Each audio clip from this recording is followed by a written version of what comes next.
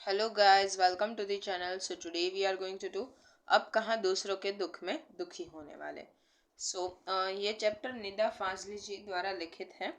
तो ये चैप्टर में हमको ऐसी चीज़ें बताई गई है जो आज एग्जिस्ट नहीं करती। ठीक है, ऐसी कोई पर्टिकुलर मटेरियलिस्टिक थिंग नहीं है, लेकिन वो जो व्यवहार, वो जो भाव जो आज उपस्थित नहीं है, दूसरे के बारे में सोचना, वो आज उपस्थित नहीं है।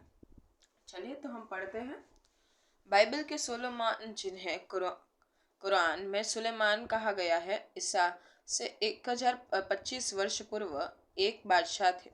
कहा गया है वह केवल मानव जाति के ही राजा नहीं थे, सारे छोटे बड़े पशु पक्षी के भी हाकिम हाकिम थे। वह इन सब की भाषा भी जानते थे। एक दफा सुलेमान अपने लश्कर के गांव पर एक रास्ते से गुजर रहे थे। रास्ते में कुछ चींटियों ने घोड़ों की टापों की आवाज सुनी तो डर कर एक दूसरे से कहा, आप जल्दी से अपने अपने बिलों में चलो, फौज आ रही है। सुलेमान उनकी बातें सुनकर थोड़ी दूर पर रुक गए और चींटियां से बोले, घबराओ नहीं, सुलेमान को खुदा ने सबका रखवाला बनाया है। मैं किसी के लिए मुसीबत नहीं हूँ, सबके लिए मोहब्बत।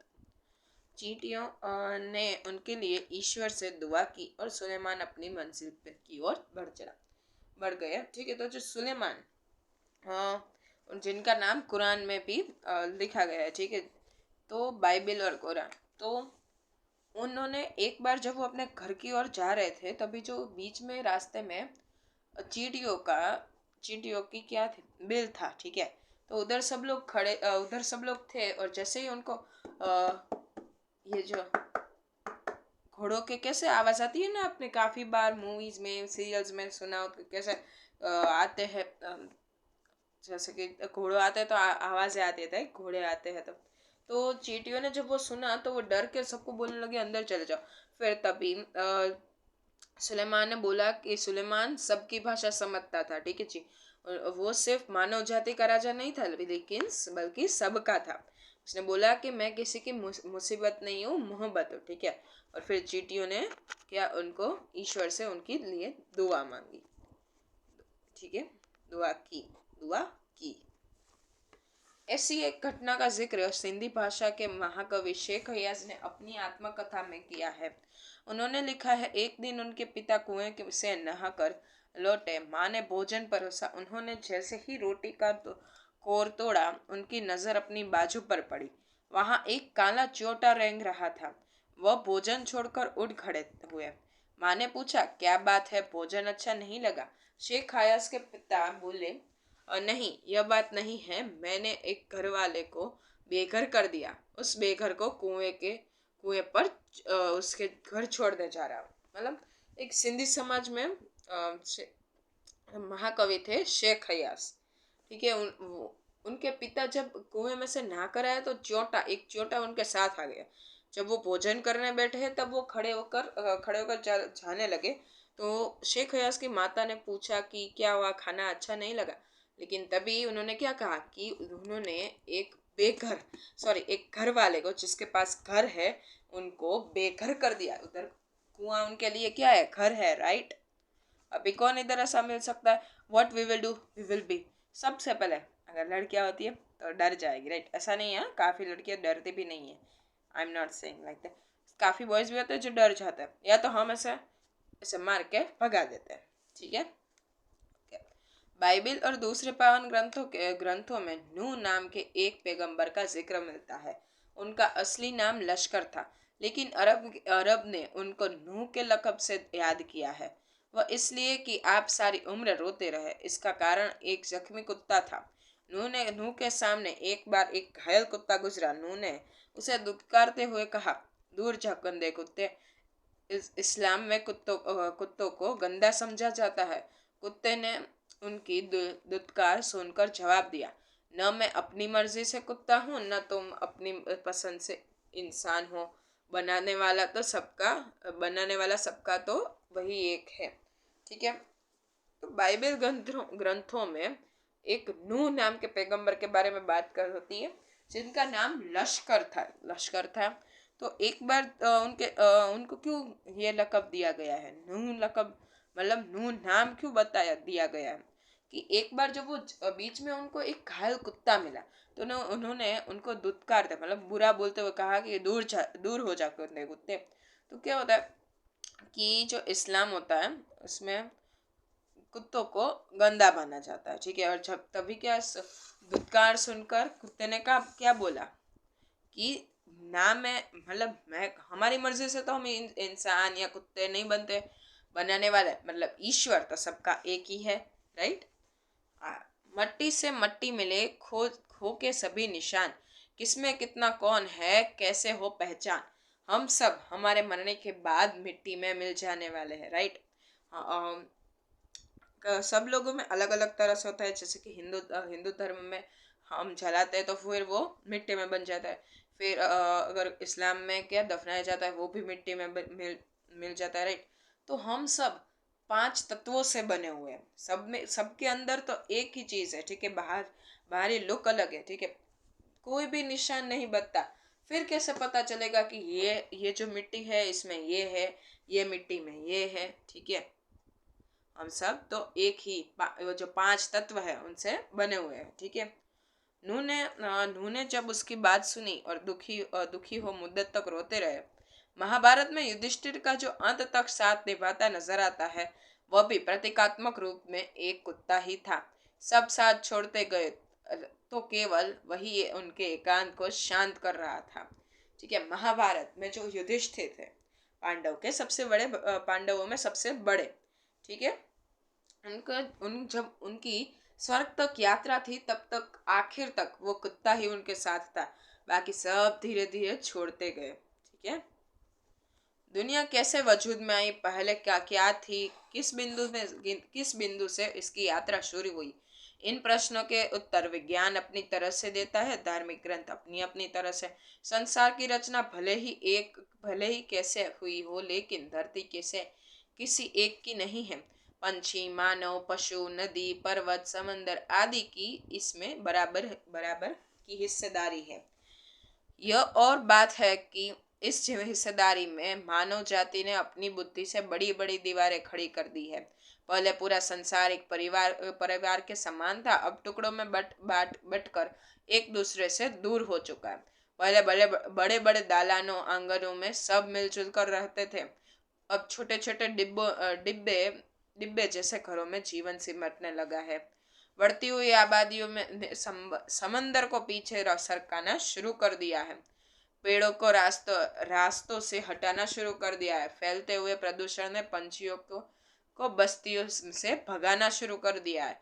बारूदों बारूदों की विनाश लीलाओं ने वातावरण को सताना शुरू कर दिया है। अब गर्मी में ज्यादा गर्मी, बेवक्त की बरसातें, जलजले, सैलाब, तूफान और नित नए रोग मानव और प्रकृति के इसी असंतुलन के परिणाम है।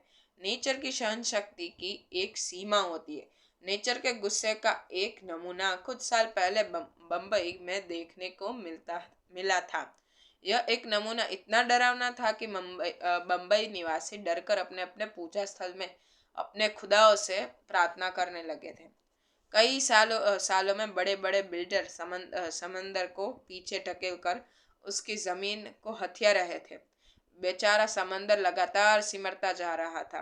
पहले उसने अपनी फैली हुई टांगे समेटी, थोड़ा सिमट कर बैठ गया, फिर जगह कम पड़ी तो उकड़ू बैठ गया, फिर खड़ा हो गया।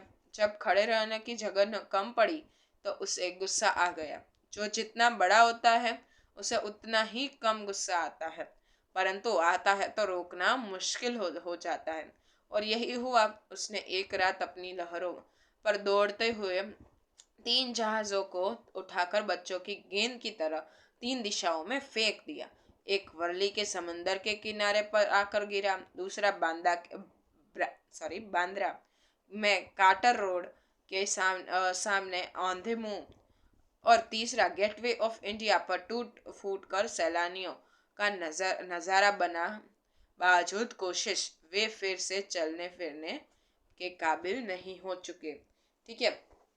तो अभी हम सब कहाँ से आए हैं, क्या ये धरती कैसे बनी, सब लोग साइंस अलग कहता है, फिर धार्मिक ग्रंथ है, पावन ग्रंथ अलग कहते हैं। लेकिन एक बात तो सही है कि ये धरती सिर्फ हमारी नहीं है, सभी लोग, पंछी, पशु, पर्वत, नदी, समंदर, सब लोग की बराबर की हिस्सेदारी है। लेकिन हम क्या, हमारा ज्यादा दिमाग लगाकर हम लोगों ने बीच में दीवारें खड़ी कर दी थी। पहले पूरी दुनिया एक परिवार थी, है ना। पहले कैसे बड़े बड़े घर हुआ करते थे ना, आप देखना, पहले के घर देखोगे तो इतने बड़े बड़े, अभी तो क्या, आप काफी ऐसे मेट्रो सिटीज हो उसमें तो इतने बड़े घर लेने का सोचना ही बहुत बड़ी बात होती है, राइट। अभी क्या छोटे छोटे डिब्बे जैसे घर हो गए, राइट। सिमटता जा रहा है हमारा जीवन, राइट। फिर बढ़ती हुई आबादियों के कारण क्या, हम लोग समंदर को सरकाना शुरू कर दिया, पेड़ों को काटना शुरू कर दिया। फिर इसमें वातावरण में क्या, विनाश लीला, लीला और विनाश अलग अलग पढ़िए तो समझ में आ जाएगा, ठीक है। तो इसके कारण क्या, गर्मी में हमको ज्यादा गर्मी लगने लगी, फिर बरसात कभी भी आ जाती है, या अनावृष्टि, अतिवृष्टि, अतिवृष्टि यानी बहुत ज्यादा बारिश आनी, अनावृष्टि बारिश आना ही नहीं, जलजले है, सैलाब है, तूफान है, ठीक है, काफी नए नए रोग आ जाते हैं। फिर ये सब कुछ क्या है, असंतुलन, जो हम लोगों ने असंतुलन किया है उसका परिणाम है। और नेचर के भी सहन शक्ति की कोई सीमा होती है ना। देखो, एक बार हमको इसमें एक एग्जाम्पल दिया गया है बम्बई शहर का। उसमें क्या हो रहा था कि जो भी शहर बिल्डरों थे, वो लोग जमीन में बिल्डिंग बनाने के लिए धीरे धीरे धीरे समंदर को काटते गए, तो समंदर खुद को सरकाता गया, छोटा करता गया। पहले उखड़ू बैठा, फिर जगह कम पड़ी तो खड़ा हो गया, और फिर उसके लिए तो जगह बची ही नहीं, तो उसको फिर गुस्सा आया।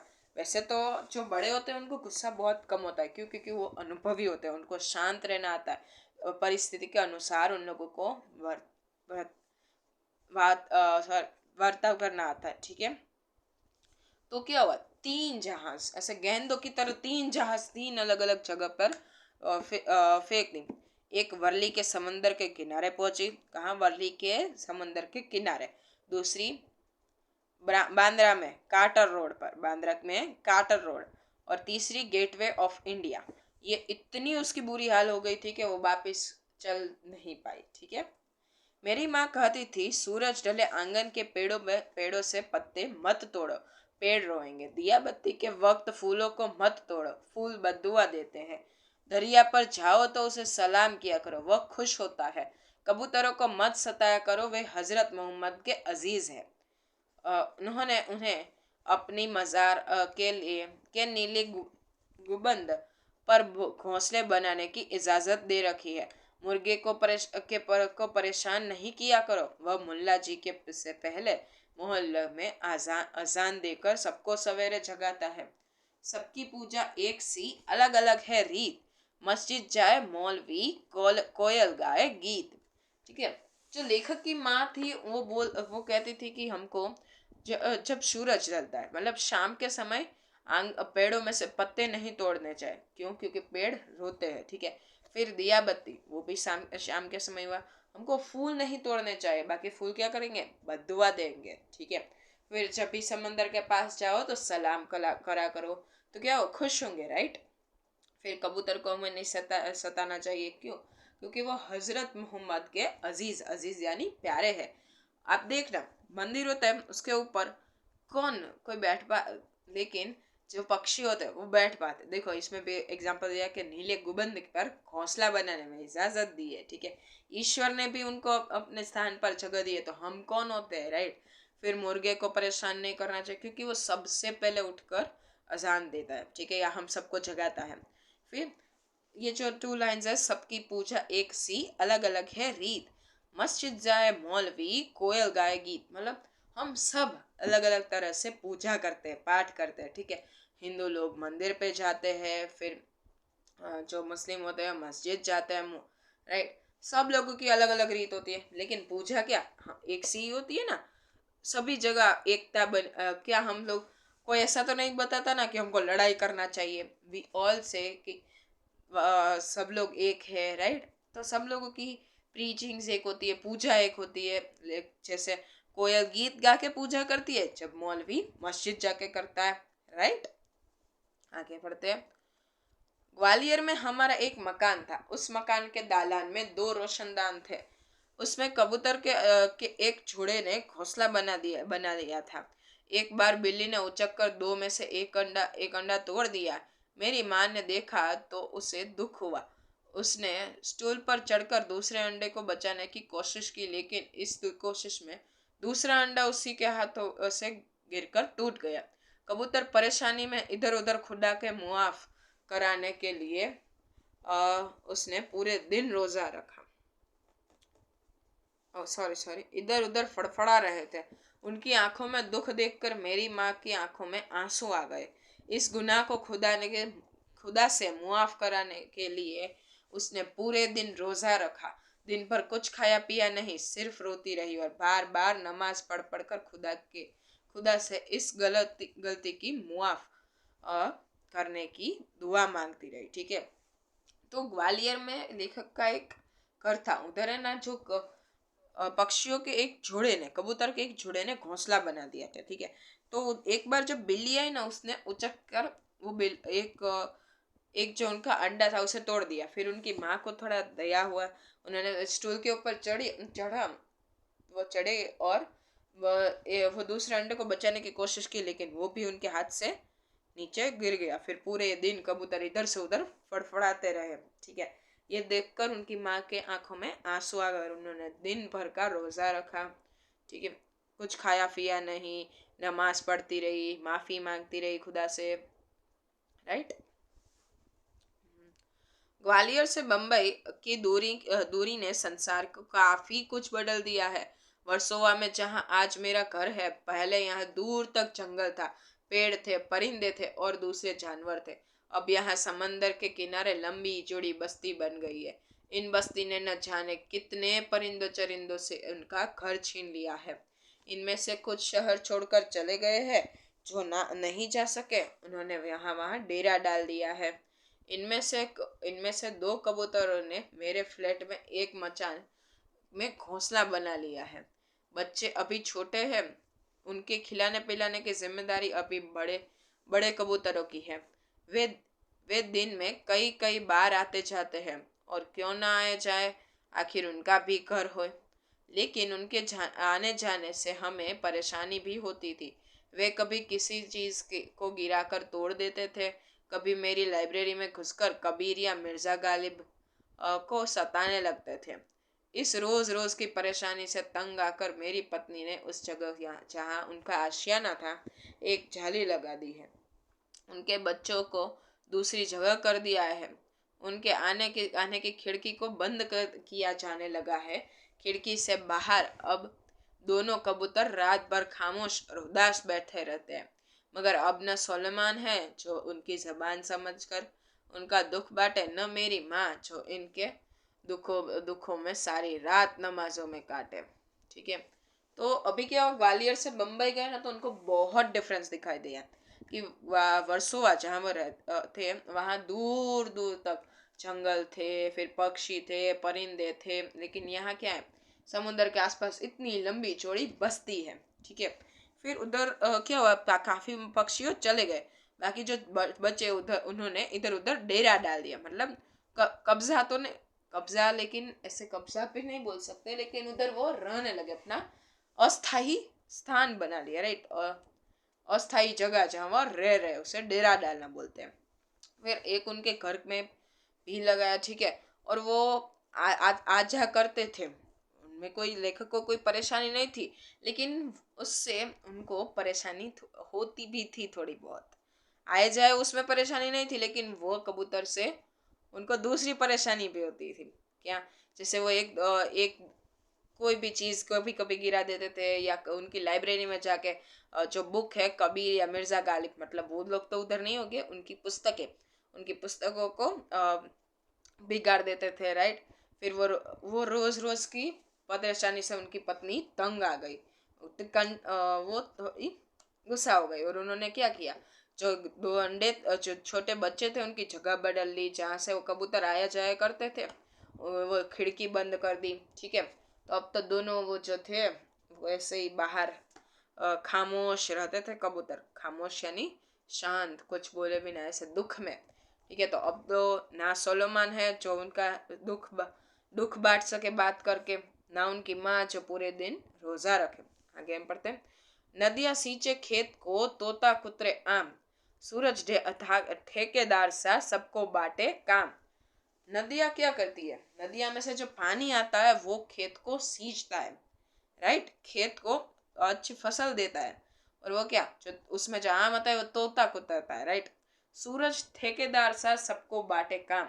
जब सूरज निकलता है तो क्या सुबह होती है ना, को क्या हमको दर्शाता है कि अभी सुबह हो गई है, काम पे लगो। हमारे मम्मी हमको कभी कभी बोलते हैं ना, जब भी हॉलीडे होता है तो अभी उठो, सुबह हो गई है, कुछ काम करो, राइट, कुछ पढ़ो।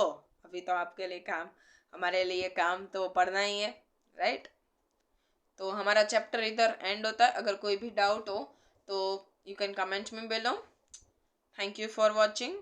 Don't forget to like, share and subscribe.